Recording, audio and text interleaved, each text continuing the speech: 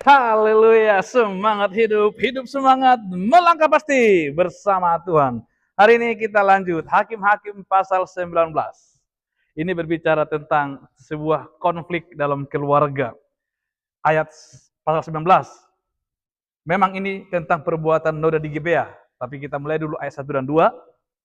Terjadilah pada zaman itu ketika tidak ada raja di Israel, bahwa di balik pegunungan Efraim ada seorang Lewi tinggal sebagai pendatang. Ia mengambil seorang gundik dari Bethlehem Yehuda. Ayat 2. Tetapi gundiknya itu berlaku serong terhadap dia dan pergi daripadanya ke rumah ayahnya di Bethlehem Yehuda. Lalu tinggal di sana 4 bulan lamanya. Berkemaslah suaminya itu, lalu pergi menyusul perempuan itu untuk membujuk dia dan membawanya kembali bersama-sama dia, bujangnya, dan sepasang keledai.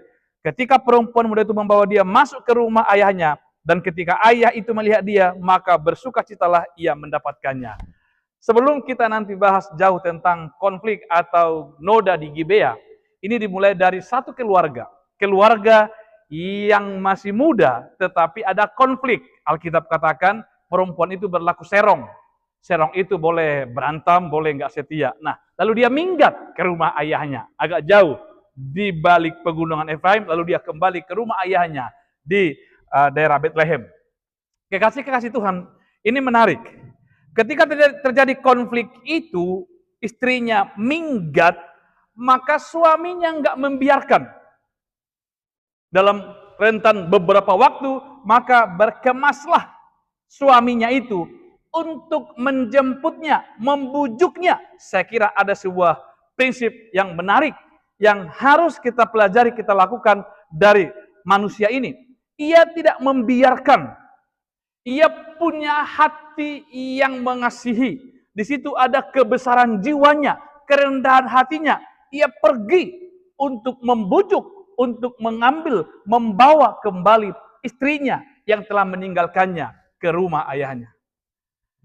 Ketika kita ada di posisi dalam kondisi kayak begini, pikiran dan tindakan apa yang kita lakukan?